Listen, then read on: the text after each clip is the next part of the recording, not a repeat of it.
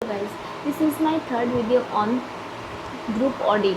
ठीक है, तो अभी हमारा एक टॉपिक बचा है परमानेंट कंसोलिडेशन एडजस्टमेंट और करेंट पीरियड कंसोलिडेशन एडजस्टमेंट। तो इस टॉपिक को हम एकदम लास्ट में कवर करेंगे। ठीक है, अभी हम बहुत इंपॉर्टेंट टॉपिक कवर करने जा रहे हैं, that is consideration regarding determination of materiality during audit of CFS। ठीक है, जब एक ऑडिटर CFS की ऑडिट करने जाता है तो जाहिर सी बात है सबसे पहले वो मटेरियलिटी को डिसाइड करेगा कि हमारे CFS में मटेरियलिटी का लेवल क्या है।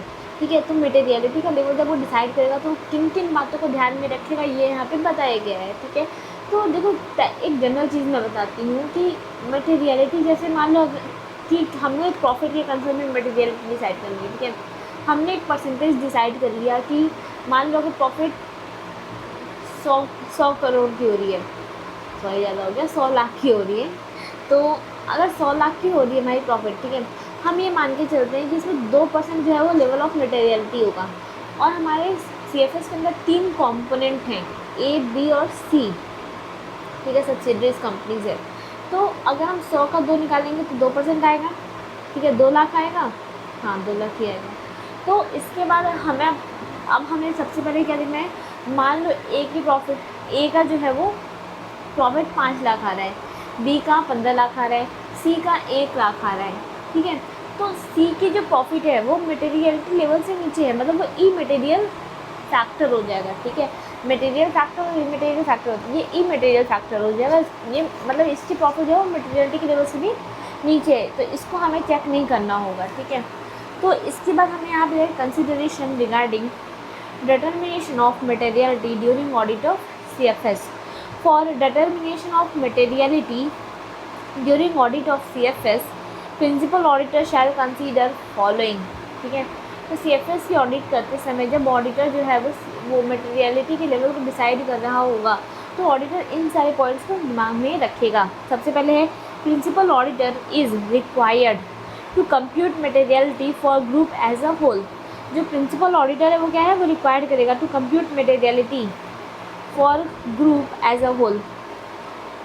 तो सब प्रिंसिपल ऑडिटर पूरे CFS के लिए अपनी मटेरियलिटी का लेवल डिसाइड करेगा। उसके बाद this materiality should be used to assess appropriateness of consolidation adjustment made by management. ये जो मटेरियलिटी है ये क्या होगा, इट शुड बी यूज़ किया जाना चाहिए टू असेस एप्रोप्रिएटनेस। ये क्या करेगा, एप्रोप्रिएटनेस को देखेगा, assess appropriateness of consolidation adjustment made by management. देखो सबसे पहले ऑडिटर क्या करेगा, पूरे के पूरे ग्रुप के लिए, ठीक है, पूरे के पूरे CFS के लिए मटेरियलिटी का लेवल डिसाइड करेगा। फिर यहाँ पे देखना चाहिए, और फिर इस मटेरियलिटी को वो यूज़ करेगा किस चीज़ में, वो देखेगा कि हमारे CFS में जो भी एडजस्टमेंट किए गए हैं वो एप्रोप्रिएट है या नहीं है। ठीक है, उसके बाद देखेंगे principal auditor can also use materiality computed on group level to determine whether component financial statement are material to the group. तो देखो यहाँ पे सबसे पहले हमें ये बता रहा है कि जब ऑडिटर मटेरियलिटी को डिटरमाइन करता है तो मटेरियलिटी के लेवल में ऑडिटर मतलब इस मटेरियलिटी को ऑडिटर कहाँ कहाँ पे यूज़ कर सकता है। तो सबसे पहले ऑडिटर जो appropriateness of adjustment made in CFS के अंदर जो भी एडजस्टमेंट किए गए हैं उसकी एप्रोप्रिएटनेस को चेक करने के लिए यूज़ करेगा। सेकेंड थिंग, वो ग्रुप के जो कंपोनेंट हैं, कंपोनेंट में भी कंपोनेंट मटेरियल है या नहीं है ये डिटरमाइन करने के लिए भी वो अपने ग्रुप मटेरियलिटी का यूज़ करेगा। ठीक है, principal auditor can also use materiality computed on group level to determine whether component financial statement are material to the group. Principal auditor also compute materiality. Principal auditor क्या करेगा, compute करेगा materiality को। Principal auditor also compute materiality for each component and communicate to the component auditor if it is required for true and fair view on CFS. तो जो principal auditor है वो क्या करेगा, also compute materiality. Principal auditor भी जो है materiality को कंप्यूट करेगा फॉर इच कॉम्पोनेंट, हर एक कॉम्पोनेंट के लिए भी मटेरियल, पहले ग्रुप की मटेरियलिटी डिसाइड होगी, फिर हर एक कॉम्पोनेंट के लिए भी मटेरियलिटी को डिसाइड किया जाएगा और कम्युनिकेट करेगा टू द कॉम्पोनेंट ऑडिटर, और उस मटेरियलिटी को कॉम्पोनेंट के ऑडिटर के साथ कम्युनिकेट करेगा। ठीक है, if it is required for true and fair view on the CFS। Communicate तभी करेगा जब वो रिक्वायर्ड होगा कि हमें CFS का true and fair view present करना है।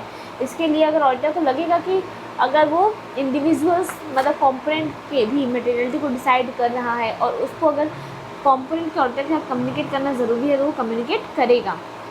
फिर principal auditor also obtain certain confirmation from component auditor like independence etcetera. तो जो प्रिंसिपल ऑडिटर होगा CFS का जो ऑडिटर है वो ये डिटरमाइन करेगा, मतलब वो क्या करेगा, वो जो कॉम्पोनेंट के ऑडिटर्स हैं उनसे ये इंक्वायरी इस बात की करेगा कि क्या उन्होंने अपना काम जो है वो इंडिपेंडेंटली परफॉर्म किया है या नहीं किया है। फिर हमें देखना है while considering observations of component auditor. जब कॉम्पोनेंट ऑडिटर के ऑब्जर्वेशंस को प्रिंसिपल ऑडिटर चेक करेगा, ठीक है, ऑब्जर्व करेगा, देखेगा in his report on stand alone financial statement, ठीक है, principal auditor should comply with requirement of SA 600, ठीक है। इसके बाद यहाँ बोला therefore concept of materiality would be considered while considering observation of component auditor, ठीक है। तो अब हमें यहाँ पे देखना है कि यहाँ पे क्या क्या था, ये इंपॉर्टेंट है टॉपिक, ठीक है। तो ऑडिटर जो है मटेरियलिटी को डिटरमाइन करते समय किन किन बातों को कंसीडर करेगा।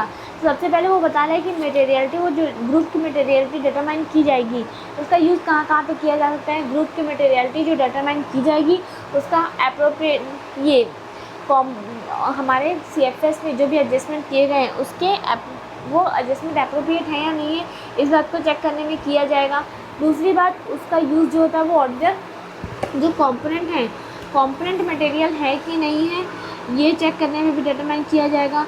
फिर जो प्रिंसिपल ऑडिटर है वो इंडिविजुअल कंपोनेंट का भी क्या करता है, मटेरियलिटी डिटरमाइन करता है। अगर उसको लगता है कि true and fair view present करने के लिए इस मटेरियलिटी के लेवल को कंपोनेंट के ऑडिटर के साथ कम्युनिकेट करना चाहिए तो वो कम्युनिकेट भी करेगा।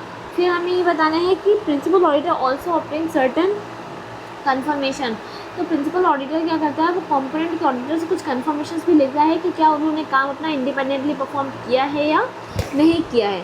तो ये हमारा हो जाएगा मटेरियलिटी के डिटरमाइन के कंसीडरेशंस में, ठीक है। अब हम पढ़ेंगे डिस्क्लोजर रिक्वायरमेंट इन CFS के अंदर क्या क्या डिस्क्लोजर रिक्वायरमेंट होते हैं। Disclosure required to be given in CFS में किस किस चीज़ों का आप डिस्क्लोजर दोगे, ठीक है। सबसे पहले इन CFS देखो ये चीज़ें पॉइंट ना आपके MCQ में आ सकता है, ठीक है। तो डिस्क्लोजर हमें बताना है कि CFS के डिस्क्लोजर में हमें क्या क्या बताना है। सबसे पहले आएगा in CFS company would need to give all disclosure relevant to CFS only, ठीक है। CFS के अंदर सिर्फ वही इन्फॉर्मेशन का हमें डिस्क्लोजर देना है जो CFS के लिए रेलिवेंट हो, ओके। फिर देखना है following information is also required to be disclosed in CFS separately for parent and each component. Parent और हर एक कॉम्पोनेंट के लिए इन सारी इन्फॉर्मेशन को भी डिस्क्लोज करना ज़रूरी है, ठीक है। सबसे पहले amount of net asset and net asset as a percentage of consolidated net asset. Amount of net asset, हमारा नेट एसेट कितना है हमें बताना है कि हमारे CFS में हमारा नेट एसेट कितना बचा हुआ है, ठीक है। और net asset as a percentage of consolidated net asset, ठीक है। और जो नेट एसेट है वो कंसोलिडेटेड नेट एसेट का कितना परसेंटेज है, ठीक है।